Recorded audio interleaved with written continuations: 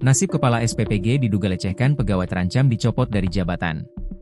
Kepala Sentra Produksi Pangan Gizi, SPPG, di kawasan Kecamatan Jatiasih, Kota Bekasi, berinisial MKP, terancam dicopot dari jabatannya.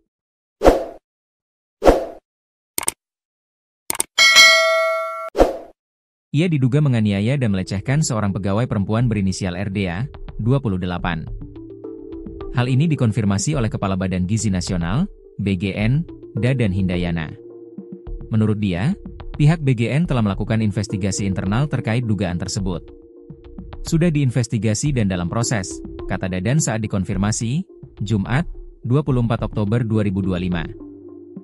Dadan menegaskan, apabila hasil penyelidikan internal membuktikan bahwa MKP benar melakukan penganiayaan dan pelecehan, maka pencopotan jabatan akan menjadi salah satu opsi sanksi. Disanksi, sesuai hukum yang berlaku, sangat mungkin dicopot, ujarnya. Sementara itu, Kasat Reskrim Polres Metro Bekasi Kota AKBP Braille Arnold Rondonu juga membenarkan adanya laporan polisi terkait dugaan kasus tersebut.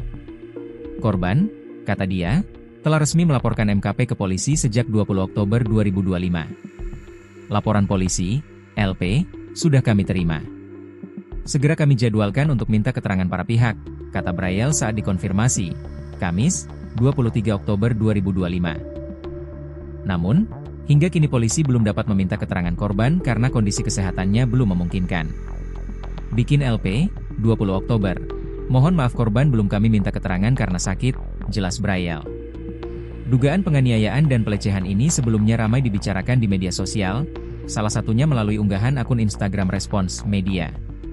Seorang karyawati baru di Mitra MBG Jatimekar 2 mengaku mengalami perlakuan kasar dan pelecehan verbal dari atasannya, tulis akun tersebut.